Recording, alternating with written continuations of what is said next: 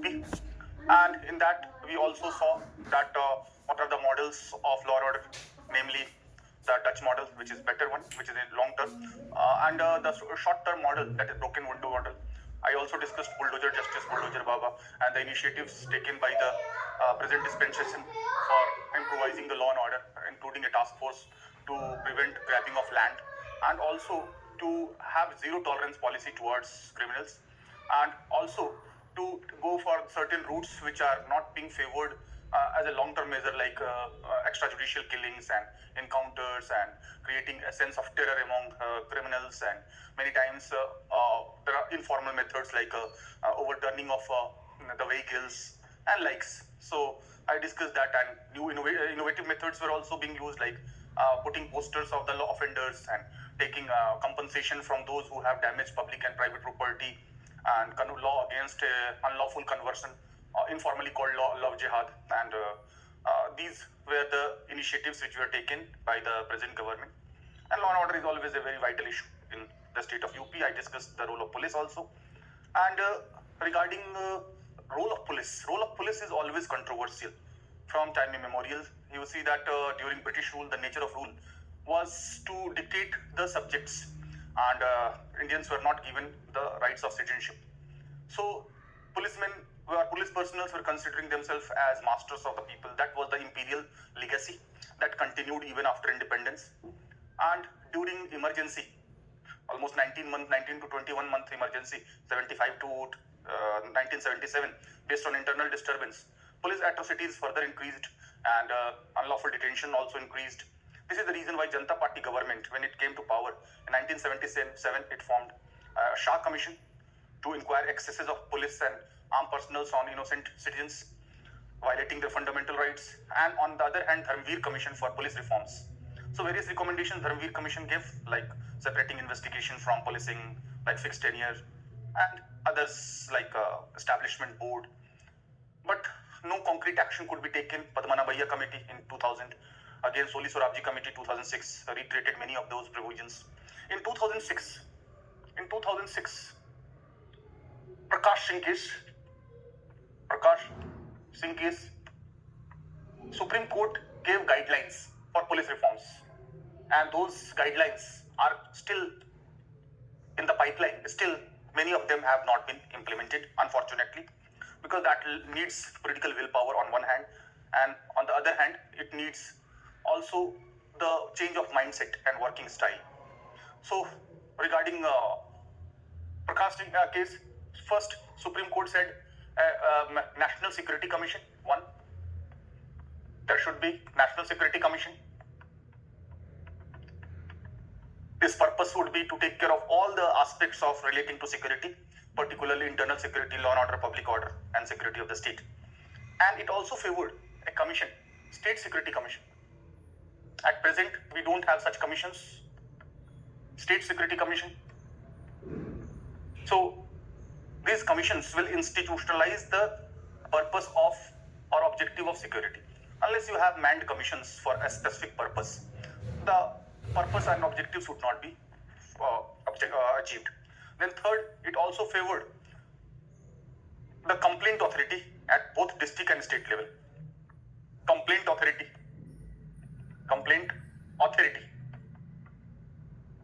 at district and state level. At present, whatever police complaints are there, that is registered through FIRs, and there is a more localization of those things, and there is ample scope for discretionary power used by police personnel, or there is ample scope of misinterpretations and misuse and abuse of power. If there will be complaint authority, it will be having all data, it will be having all details, it will have follow-up actions. So on various FIRs, on charge sheet, on investigation. Another problem with the police is the same police, SI, sub-inspector, is appointed as an IO, that is investigating officer. So on one hand, one has to do policing work, that is patrolling, maintaining law and order, enforcing laws, prevention of crimes, and ensuring civil liberties of the people, instilling fear among criminals. That is policing work. On the other hand, investigation work. So investigation is key for conviction. Without firm and good investigation, you cannot have charge sheet or conviction after charge sheet.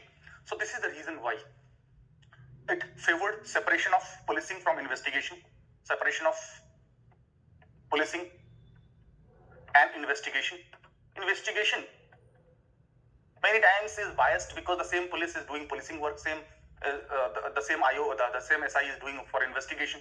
So in that case, many times the things are being mingled, or sometimes police is already overburdened by security work. In case of UP, before 2017, there was a shortage of almost 50% in police forces. So if the personals are not there, or the per capita availability of police personals are less, then definitely it will affect the morale and it will affect the functioning as well. Then another reason is interference and frequent transfer. So fixed tenure of minimum of 2 years for police chief, that is DGP, Director General of Police. In commissionerate area, that is CP, that is Commissioner of Police. So for DGP, for SP, Superintendent of Police, and for SHOs, Station House Officer in police station, if they are given fixed tenure of 2 years, then only their performance would be evaluated. If they are not given ample time, how their performance would be evaluated? Many times due to political interference, many times because of certain reasons of electoral and compulsions of electoral politics, they are being transferred, they are being posted, and many times worthy people are not being posted, and skill and intelligence and the virtue is not given preference. Favoritism is the role playing the role, caste equations playing the role, and even religious angles are playing the role. So this is another recommendation. Then it has also recommended that besides fixed tenure, there should be police establishment board for transfer postings establishment board. At present, it is done by the Home Ministry directly. At the state level, there is Home Ministry which is doing the work. So to make it apolitical or non-political, I discussed second ARC also. In that second ARC, Second Administrative Reforms Commission, also recommended that for transfer posting of IS officers and Class 1 officers, there should be Civil Services Authority at center, which must be a political body. And whenever Prime Minister overruled that decision, that must be given, a written explanation must be given. Same is the case in case of transfer postings. There should be police establishment board at least for the police personnel below DSP rank. DSP and above rank, it is government can retain that power, but those transfer and postings, they are also important. Besides these recommendations, there are other things like police performance and accountability. Police performance and accountability commission should be there, that must be periodically evaluating their performance, and that should be the basis for the transfer, promotion, postings, incentives, and so on. And there are other also like video recording of confession,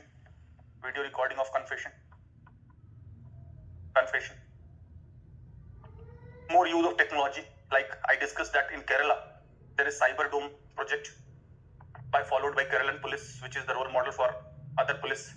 So besides that, there are certain safeguards which have been given, that no arrest of women after sunset, unless, and also in case of those who are convicted or charge sheeted are women, there must be female constable or police officers to look after it. There must be there are many.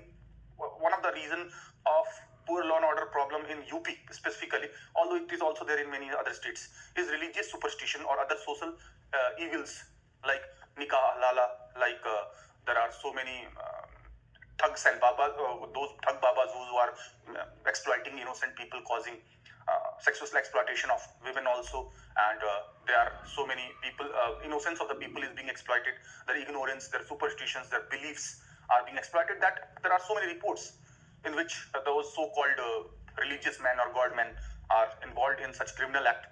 So for Maharashtra had to pass a law against superstitions. You can imagine that how India has been worst sufferer of irrationality and unscientific approach. This is the reason why in one of the fundamental duty under Article 51A, one of the fundamental duty is to promote scientific temper and rational thinking, scientific thinking. So this is the reason. So these are the reforms, moreover increasing the personals, moreover further betterment of forensics, further betterment of investigation, further betterment of special courts, fast track courts, and also lessening the discretionary power of police personnel, and also to ensure civil liberties, commissionerate system. although IS lobby always oppose commissionerate system because they are always believe that their commissionerate system will take up their magisterial powers. So in commissionerate system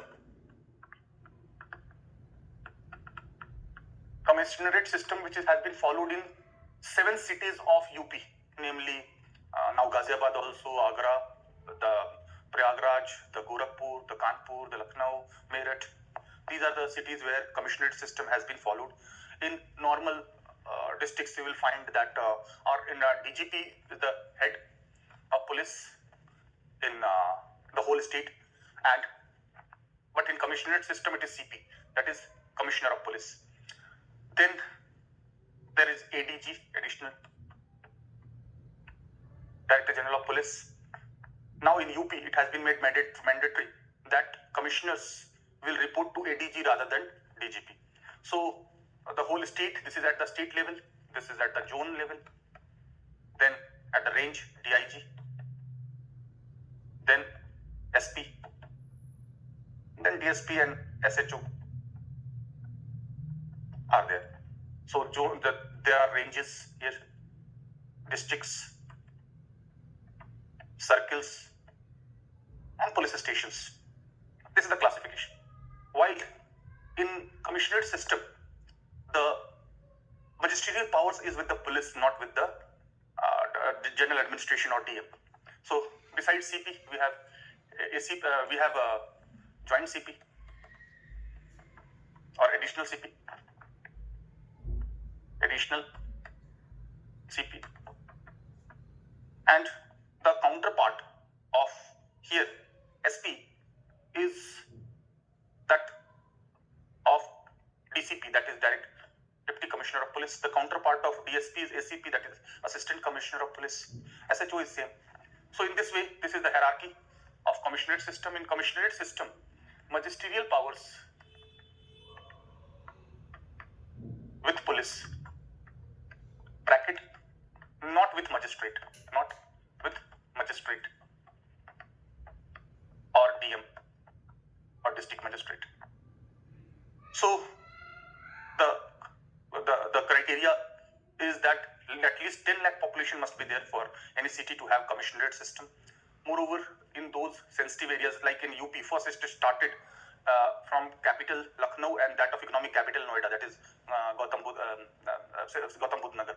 So that was started in first in Lucknow and Noida, and subsequently it was extended to other cities. So including that of Ghaziabad, Meerut, Agra, Varanasi, Gorakhpur, Prayagraj. So magisterial powers like regulation, control, licensing, warrants, issuing of driving license, arms license, explosive license, those magisterial powers. Preventive detention. These are the magisterial powers which are given to the police rather than DM. So IS lobby always oppose commissionerate system because the police is empowered at the expense of DM. But at the same time, it is desirable that the commissionerate system should be followed, but that involves huge cost as well. By just declaring commissionerate system, it will not become commissionerate system. You have to go for subsequent administrative arrangements, and there is huge cost involved in there. So gradually it is being done. Even Delhi was not having commissionerate system. It was brought only in 1970s. That too by Janata Party government, led by Morarji Desai. And in UP it was brought quite late. So before independence, the cities like Chennai or Madras, Bombay, and that of Calcutta were having commissionerate system. So Calcutta was one of the first city to have the commissionerate system. So I have discussed these problems on law and order, public order, and security of the state in the last class along with the police reforms. So you have to be careful that you have to write the answer as per the question asked. And moreover, you have to apply common sense. If you put yourself in the position of police, you will find that you are overburdened. Your working hours are not fixed. Even during elections, the burden is so much, and there's so much burden of policing that investigation is compromised, and psychological training is not being provided in many states because working under so much pressures, pulls and pressures. Naturally, there are some innovative methods should be followed. Moreover, greater use of science and technology, there is no end of it. Like assault rifles, lightweight assault rifles must be provided on one hand in many Naxal affected areas. The Naxals were having AK-47 and police were having a very simple pistol or that gun. So there is huge mismatch. So all those aspects relating to logistics, relating to psychological, material, economic, working, functional, all aspects must be taken care of. And without people's cooperation, no police, no government, no organ of the government can succeed without active participation of the people.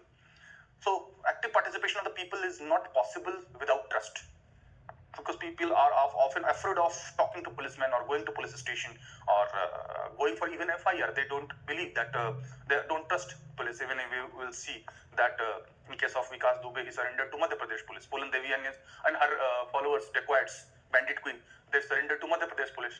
Means UP police was having an image that they will be going for misuse of power or encounters or extrajudicial killings, and all those things are not good for the image of the police, because trust is very, very important. And if people trust, then they cooperate, then that will de-burden police as well, because people's cooperation, there is no substitute of that. So ultimately, this topic I have concluded, that law and order, public order, and that of security of the state. So that is the topic that was to be concluded in the last class. Now, because of paucity of time, I could not conclude. Now it has been concluded. So there can be n number of ways in which question can be asked, that what are the measures taken by the present government to improvise the law and order. You will find the difference between Yogi 1.0 2017 to 2021 and Yogi 2.0. You will find the difference. In Yogi 1.0, the approach was thokdo, or to use force, or to kill the gangsters, or apply gangster act instantaneously, and focus more on law and order and creating fear among criminals. But by and large, that agenda has been achieved. This is the reason why in one of the public statement, Yogi said that now mafias and such Jungle Raj was the matter of past, not present. He claimed. And he claimed that there was not a single communal riot during his tenure. That is his claim, but opponents are not agreeing with that. There are so many lacunas also, like Lakhimpur Kheri case, like Hathras case, like killing of a businessman, Amit Gupta in Gorakhpur, then Vivek Tiwari case. So many lacunas are being there also, that you cannot be. But at the same time, in Yogi 2.0, focus is more on expressways, connectivity, infrastructure, investment summits, growth, prosperity. So you will find the difference. That does not mean that earlier approach has not been followed. In fact, now there are so many laws against religious conversion. There are also there is a proposal for a new population policy, because population control is in the concurrent list. So state can take measures and can make law for it. And we do have national population policy. There are also talks that UP can gradually move towards uniform civil code, as in various advertisements, BJP government of Uttarakhand claiming that Pushkar Singh Dhami, that under his leadership we will move towards uniform civil code. Anyway, so those are the things that I have discussed in detail. Now is the turn for another important aspects relating to UP, because this paper I am just discussing is UP specific. So that is political system of UP. And political system, many students or many people don't have understanding of the political system. So let me begin from that. So this is the second topic in UP specific, based on the inputs of the student, that there should be more classes for UP specific things. So first, I would like to the syllabus mention that political system of UP along with political parties of UP, that is mentioned clearly in your syllabus. So I will like to discuss not only political parties of UP, political personalities of UP, CMs of UP, and its background, historical background to the present, complete. I will be covering complete the political system and political parties and political leaders and political personalities. But before starting that, I must clarify what is political system.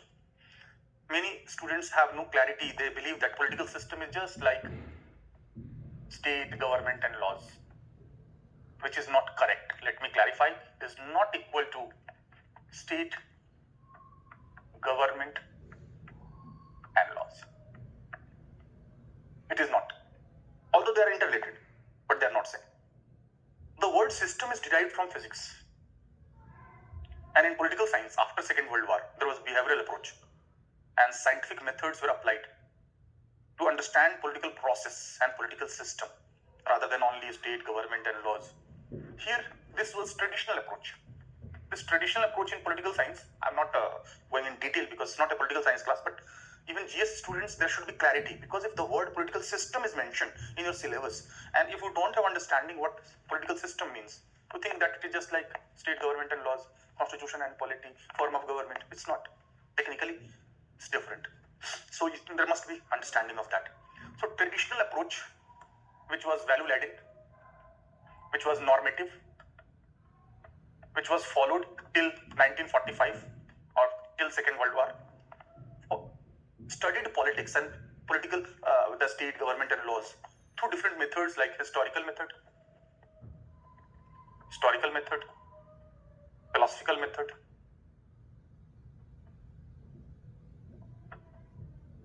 institutional method, and legal method. These are part of traditional approach to study politics, that is state and its related institutions. State government and laws were the focus. It was focusing more on formal aspects, procedural aspects. It was focusing more on values, philosophy, our ideals, our goals, desirable, what to be, should be. But that approach could not prevent Second World War, culmination of conflict. And the greatest contribution of political studies is to resolve conflict. And in First World War, almost 5 crore people killed. In Second World War, almost 10 crore people were killed. What to talk of displaced people and others like economic dislocation and massive violation of human rights. So that is a part. 5 crore and 10 crore people were killed, and world wars were culmination of conflict. Means traditional approach was not able to resolve the conflict. It was value-laden, leading to subjective interpretation. So after Second World War, the political studies, Center for Political Studies shifted to US. And now political system, it is scientific approach. It is empirical method. And rather than history, philosophy, institution and laws, it is inspired from psychology, findings of psychology, sociology, and physical science. I will not go into detail like cybernetic model, structural functional model, system model, communication model. So many things are there, but I don't want to go into that detail. So what is political system? When I say political system of UP, this is not only state government and laws. The larger system is social system. Every system is having subsystem, within which political subsystem, within which economic subsystem, within which cultural subsystem, within which civil society, that is non-state, non-military, autonomous groups of the society like family, peer groups, voluntary organizations, self-help groups, joint liability groups, cooperatives, trust, societies, pressure groups, interest groups, social movements. So that is civil society, fifth pillar of democracy. So when we study political system, it is not only executive, legislature and judiciary. It also involves political party. It also involves political behavior. It also involves voter. It also involves political communication like slogans, posters. It also involves bureaucracy. Political system are having centers of authoritative decision making. So when we see political system, then you need to understand not only formal is there, it's not ruled out, but shift of focus towards informal processes of politics. And this is our concern, because formal things I have already covered in the regular classes, that these are the parts of the constitution, this is the form of the government, this is parliamentary form of government, this is presidential form of government, these are the advantages and disadvantages, this is the constitution, these are the parts, these are the articles, these are the schedules. That I have already discussed. But the focus here is informal aspects of politics. So when we discuss political system of UP, that does mean not only executive, legislature, judiciary, also political parties, political behavior, voters, voting behavior, and the role of society in affecting political process. When we say political process, means interaction between political system and that of larger social system that leads to interdisciplinary branch political sociology. Because in scientific approach, interdisciplinary branches emerge, like astrophysics, like biochemical engineering, like medical engineering. These are the interdisciplinary branches which are the result of scientific approach. Same is the case here. Here, when we discuss not only formal things of politics, but informal processes which involves interaction, it's open system. Political sociology, political economy, political culture, all are involved in it. So you must have proper understanding of the syllabus. Because many times you take the things seriously, every word that, okay, this political system and state government and politics, they are similar. No, there's technical difference. There are some certain similarities, no doubt in it. But here shift of focus towards informal processes of politics. This is called behavioral revolution after Second World War. This is the approach followed after Second World War, which is more empirical, factual, which is using scientific methods of investigation, less focus on philosophy and theories, more focus on facts, more focused on map models, more focused on informal aspects. And this is how we have to understand. And behavioralism believes that politics is omnipresent. When we say cricket politics, there is no direct involvement of the state or government or laws. Film politics. So politics is omnipresent. And here, politics is defined in this three words as authoritative allocation of values. Authoritative allocation of values. Values means the things which are being preferred, like wealth, opportunity, means of power, prestige, reward, award. They're limited. And claims are many. So authoritative means legally it will be allocated. Workers will demand more wages. Mill owners will demand less wages. Middle class, pro-reservation, anti-reservation. Many demands are conflicting in nature. So who will, with authority, legally decide in wake of those demands? Political system. So politics is authoritative allocation of values. This is how political system is being seen. So you must have understanding of the syllabus when the word political system is mentioned in paper 5, what exactly it means and how it is different from traditional way of looking at things. It should be clear. Like psychology. Psychology focus on behavior. Behavior of the actor. Here political actor. Behavior of chief minister, behavior of prime minister, behavior of voters, behavior of political parties, behavior of bureaucracy. Finding pattern of uniformity in behavior and conclusion and models. So sociology, that's, you see that various social groups, non-state groups, autonomous groups, they are also affecting the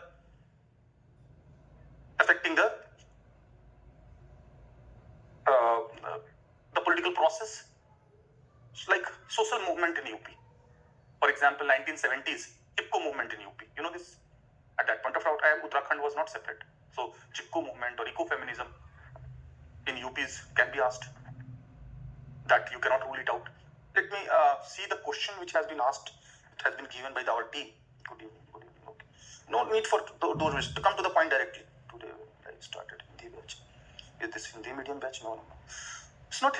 I have not used Hindi. Very few sporadic Hindi words. Members of PCS, can you dictate? Okay. Some people want dictation. Okay. Suraj Singh, can you dictate? Siddharth S. Hi or good morning, good evening. Don't write those. Come to the point directly. Can you please make us learn whole UP, map of UP? Okay, map of UP will be taught by a geography teacher. Anyway, I will talk to my team and I will try to give the political map and understanding, because my mandate is polity and governance, not geography or history. So please use Hindi for explanation. Okay. One student is saying, Mr. Aman, is it Hindi medium batch because I use some Hindi words? And one is saying that please use Hindi for explanation. So it's difficult to conciliate between these two conflicting things. But at the same time, ठीक है, my Hindi is good, I believe. और मेरा जो मैं हिंदी माध्यम में भी पढ़ाता हूँ, तो इसलिए कोई ऐसी बात नहीं है कि दिक्कत आएगी. तो जैसे बहुत से कॉमन वर्ड हैं, लॉ एंड ऑर्डर है, कानून व्यवस्था है, सार्वजनिक शांति, पब्लिक ऑर्डर है, तो इसमें एक्सप्लेनेशन में मैं कुछ हिंदी वर्ड भी यूज करने की कोशिश करूंगा, क्योंकि मुझे लगता है कि ज्यादातर जो स्टूडेंट्स हैं यूपीपीसीएस के वो तो तमिलनाडु या नागालैंड के नहीं होंगे। मेरे समझ से हिंदी पेपर भी होता है और इसीलिए हिंदी तो सब समझ जाने चाहिए। एनीवे ठीक है, लेकिन चूंकि जो क्लास है वो इंग्लिश मीडियम की क्लास है, तो रिदम या लैंग्वेज जो है वो ज्यादातर that will be there. Anyway, I've tried to balance, although many the demand is many demands are conflicting in nature. This is how political system also works. That many demands are conflicting in nature. If you have authority to decide, then you will find that many demands are conflicting in nature. Political system demands and support come into the system as input, and decisions and policies go out. And this is how political system process the demands. तो बहुत सारे demands conflicting in nature होते हैं। कोई कहेगा reservation का cap बढ़ाओ, कोई कहेगा घटाओ, तो अब किसका डिमांड माने किसका नहीं माने। वो कहेंगे सोशल जस्टिस आएगा इससे, कोई कहेगा कि नहीं इससे किलिंग ऑफ मेरिट होगा, यानी योग्यता को नुकसान पहुंचेगा। तो इसीलिए this is how we see that many demands are conflicting in nature. So political system, this understanding you must have. राजनीतिक व्यवस्था या पॉलिटिकल सिस्टम, व्हेन वी से व्यवस्था, every system is having boundary which separates it from the surroundings, and system are open ended, that is interacting, यानी कि political system का economic system से interaction होगा, cultural system से interaction होगा, society से interaction होगा। this is how interdisciplinary branches emerge। तो जब political economy पढ़ते हैं तो इसका मतलब है कि the effect of agriculture, infrastructure, currency, banking, money, demand, supply, consumption, price determination, and other material things, how they impact political system, and vice versa. So this is how we study in political economy of UP, that what is the economic structure of UP, and agriculture, industries, infrastructure, connectivity, infrastructure, investments. Whenever we discuss political sociology, then we discuss the role of or impact of the pressure groups of UP on political system, or impact of the caste in UP's politics, impact of religious group on politics of UP, impact of pressure group social movements. So political system is more society centric and focusing on informal aspects of politics or political culture. तो culture में क्या आता है? Culture is having two aspects: marker of identity, static. Every word which is being used in syllabus, at least you must have firm understanding, clear understanding, detailed understanding. So when I say culture, don't take it lightly. Okay, culture only the way of life and the dress and architecture, language. You must bifurcate. There are two aspects of culture: marker of identity, that is static aspect, that determines by your race, color, religion, caste, physiognomy, ethnicity. That is not going to change. Like the ethnic features of people of UP are different from Northeast. People of UP, most of the population are not Mongoloid, they are Caucasoid. That is not going to change. That is static aspect, that is the marker of identity. Second is dynamic way of life. Dynamic. That is the things which are changeable, like values, beliefs, perceptions, orientation, taste, art, architecture, language, literature. So they are going to change. So way of life. So culture is having both static and dynamic aspect. So it is being said about political culture that every political culture is mixed in cultural sense. Progressive element of changes and conservative element of status quo would be there in every political culture. This is so in UP also. Like, in spite of all efforts made to control crime, in UP's political culture was so much conflictual, so much violent, so much based on mistrust, so much based on segregation. Naturally, this is the reason why even in 2021, highest number of human rights violation cases were reported from UP. If total is 100 in India, 40 were reported from UP. In spite of all those attempts and efforts made by the Yogi government and supported by the Modi government, double engine government, in spite of that, this is the fact. So, no political culture cannot be changed outright. Every political culture is mixed in cultural sense. Every political system is mixed in cultural sense. So, in the meantime, because let me clarify that I will because those questions I will be taking it separately. First, let me finish the syllabus or the things which are very vital, I believe, is for those aspirants. उसके बाद फिर हम लोग जो भी जो explanation है, कोई समझाने का है या कोई एग्जाम्पल की बात है, उदाहरण की बात है, या कोई और भी चीजें हैं जो आप हिंदी में समझना चाहते हो या दोबारा चाहते हो कि वो टॉपिक को थोड़ा सा और डिटेल करें, तो वो थोड़ा बाद में देखें।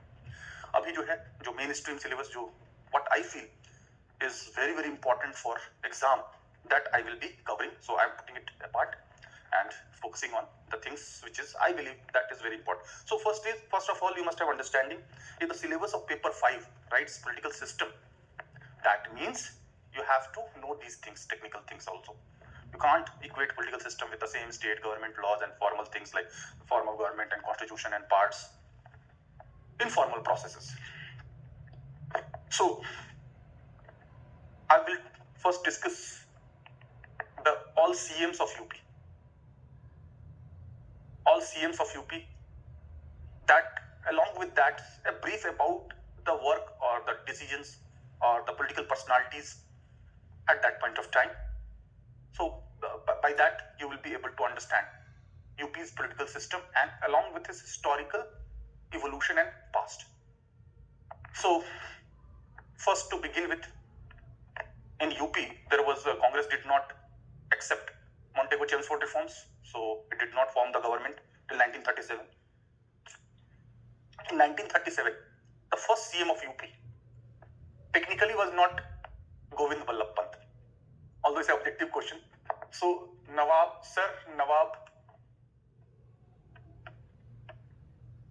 Sayyid Khan was the first CM of UP for a few months. So technically, you must be knowing this thing, that Sir Nawab Sayyid Khan was the first CM of UP in 1937. You know that before 1833 Charter Act, there was no separate identity of UP. It was part of Bengal presidency, but in 1902, Awadh and Oudh, and later United Province, and after independence in 1950, United Province succeeded by UP, that is Uttar Pradesh, which is the name at present, continuing since 1950. Second, after Congress won 9 by 11 states, you know that in 1937 provincial elections took place based on 1935 Government of India Act. So the first elected Chief Minister of UP was Govind Ballabh Pant. He was belonging to the hilly area of UP. At present it is in Uttarakhand. So 1937 to 1939 was GB Pant, Govind Ballabh Pant. You can recall that during Simon Commission, police did not spare big leaders even. In order to save Jawaharlal Nehru, Govind Ballabh Pant came in between and he became handicapped or disabled, physically disabled after that. But he was a veteran leader, no doubt, and he was a veteran leader of UP, and his role was quite commendable. And after Congress did many work during 28 months rule, but limited power were there because at the center it was the British rule. Provincial autonomy was there in 1935, but too many safeguards were there along with. And Congress promised land reforms, but land reforms could not start on a big scale unless India achieved independence. तो जब भारत को आजादी मिल गई, तो फिर naturally, since Govind Ballabh Pant was the senior most in UP and was a veteran leader of UP, so the first governor of UP was H.P. Modi. These are factual things, but you must be knowing. First governor of UP was H.P. Modi. Sarojini Naidu was also governor, first women governor of UP. And as far as chief minister is concerned, 1950 to 1954, the real beginning is from here. These are the factual things. They are least likely to be asked in a mains exam. But here, the formal political history of UP, Uttar Pradesh, not United Province, starts from 1950 after independence. So 1950 to 1954, it was Govind Ballabh Pant. He was not only a visionary leader, but he was quite informed and educated person. So he drafted land reforms bill,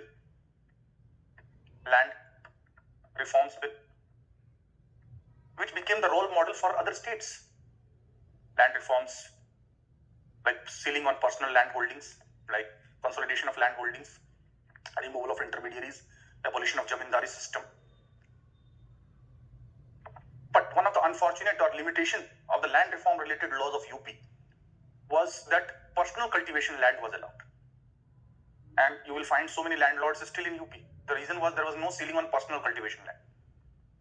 If you are involved in cultivation directly or indirectly, then there will be no ceiling. Ceiling would be only on non-cultivation land, non-personal cultivation land, to take away the surplus land.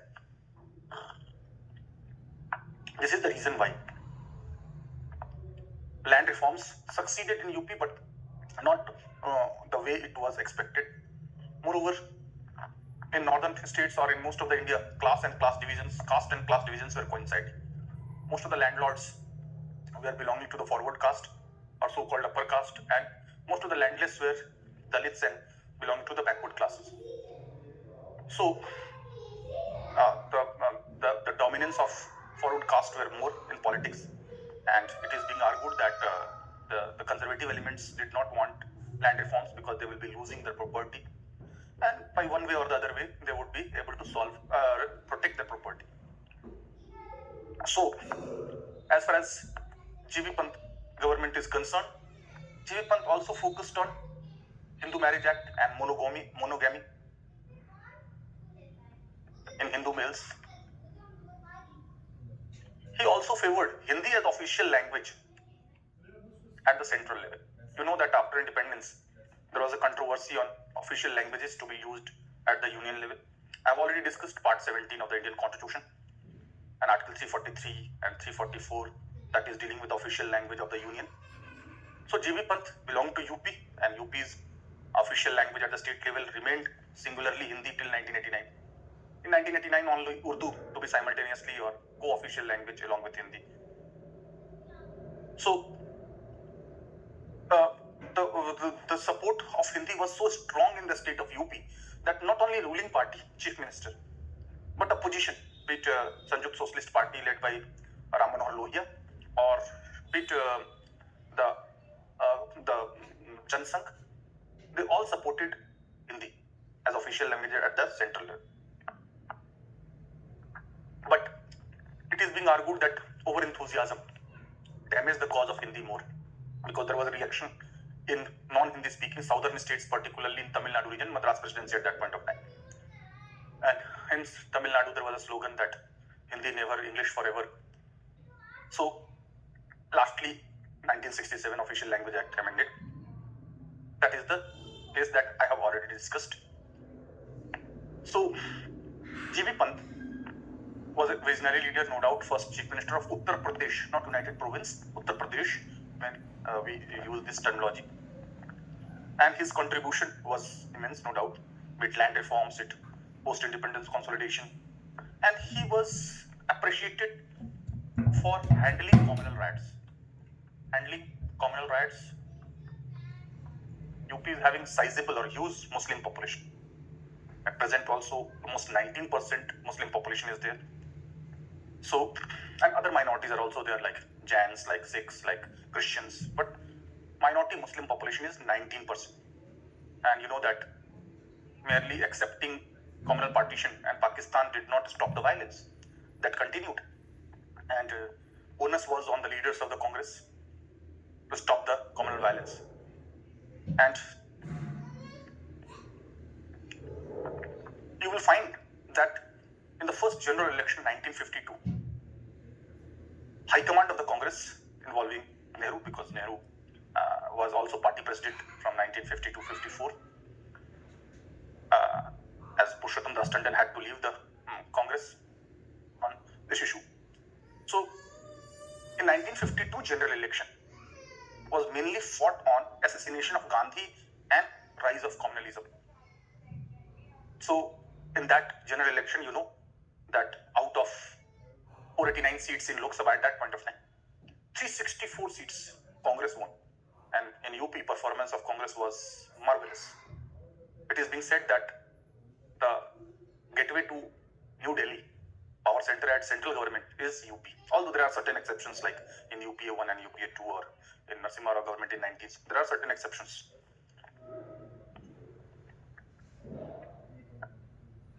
But no doubt, UP is having largest representation in Lok Sabha and Rajya Sabha both, because of its huge population, now 25 crores, which is equivalent to that of Brazil. And in next decade, I hope it will cross the America. America is 33 crore at present, and UP is 25 crore. So, this is how G.V. Pant's leadership was quite important, and after 1954, he was shifted to central government and he worked as industry minister in Nehru government. And he is the only UP's chief minister who has been conferred Bharat Ratna. 1957, Bharat Ratna, highest civilian award. Only few fortunate people, handful of fortunate people, not fortunate, but those who have excelled, work, contributed for the national cause, which is acclaimed and applauded throughout the country. So, highest civilian award, Bharat Ratna, was conferred to G.V. Pant, Govind Ballabh Pant. He was the only CM to have, CM of UP to have the Bharat Ratna. So, in this way, what we have seen, that this was his tenure. Now, the second was Sampurn Anand. I'm just giving the chronology of all chief ministers of UP and in brief about their role and work. In brief, although more focus would be there in the contemporary time period, but in brief, I will be discussing that. So, 1954 to 1960, it was Sampurna Anand, Dr. Sampurna Anand. Sampurna Anand or Sampurna Anand, both are being used. Sampurna Anand or Sampurna Anand. He was belonging to the caste community. Now, many may object. Caste community or caste, that why caste is being discussed. Caste is the reality of India, and one cannot rule it out. I will discuss caste politics in UP also in detail. So, it is being also argued that the Congress in 50s, 60s, 70s, even till 80s were dominated by higher caste or forward caste. And BDM, Brahmin Dalit Muslim equation, was quite formidable. And it was not only Brahmin but other forward castes like Kayast, like Rajputs or Thakurs. Also, Agrawals also were supporting Congress initially, although there are the business community traditionally supported BJP, also partly supported Jan Sangh also earlier because of rightist ideology. So why I'm discussing, why I'm saying this, because he was distinguished as in Sanskrit learning. There was monopoly of Brahmins, but he was a Sanskrit scholar of Varanasi, Sanskrit scholar of Varanasi, and he became chief minister. And his chief ministership was almost for 6 years, although in 1952 election, the G.V. Pant again became chief minister, elected chief minister, but after 2 years he was removed, and he was brought, not removed, was brought to the central level. One of the facts that we see, or trend that we see during the Congress system, was at the center there was political continuity. Same Nehru or Indira Gandhi were continuing. But in states like UP, Bihar, they were changing, or in other states also, they are changing chief ministers frequently. One of the potential reason, or what I believe, the reason for changing the chief ministers of UP was perhaps the perception that any strong person in UP may challenge central leadership in future. For example, at present, it is being argued that Yogi would be the next Modi, or Yogi would be the next Prime Minister by the cadres of the cadres of the party, particularly in UP and other North Indian states. So there are many things which is going in his favor. That is younger, only 49 years of age, and he can do a lot of things and has proven credentials. So this is also perhaps one of the reasons that central leadership did not want any power center or challenge or questioning on central leadership. This is the reason why frequently changing the CMs of UP. And as you know, society was dominated by upper caste, so naturally they will be there. Dr. Rajendra Prasad was also of caste community, who became the first president of Indian Republic. And one of the achievement that Sanskrit College of Varanasi was converted into Sanskrit University. Sanskrit University. So technically his tenure was so long. But even Congress won in 57 elections also. But he did not continue for 5 years. In the meantime, he was also removed. So during Sampurna Anand, one of his achievement was Sainik School at Lucknow. One of his achievement was Sainik School at Lucknow. This was another achievement of Dr. Sampurna Anand in the time period 1954 to 1960. Let me clarify that after independence, there was tussle at the central level, where first J.B. Kriplani and then Purushottam Das Tandon, they were questioning the supremacy of government over party. But finally the things got settled in 1950 and Nehru asserted his position in the party and he was in commanding position when he became Congress party president also, along with being the prime minister. So most of the stalwart leaders were in Congress and opposition was only in name. Like after first general election 1952, the largest party in opposition was Communist Party of India with only 16 seats, not even 10% seats. So there was no leader of opposition in Lok Sabha till 1969. Mr. Ram Subhag Singh, that too after split of Congress, became the first leader of opposition in Lok Sabha in 1969. So it was a Congress system. Congress was dominating both at center and states. And after death of Patel, further Nehru strengthened his position and was almost deciding all chief ministers. And Nehru was of such a towering personality that his decisions were hardly being questioned, be it domestic policy, be it foreign policy, be it decisions of the party, or be it placing chief ministers and rotating chief ministers in states, including that of UP, because our discussion is more specific to the UP, but we will be also referring to the developments at the central level. So first and foremost party which was dominant in UP was Indian National Congress. So as far as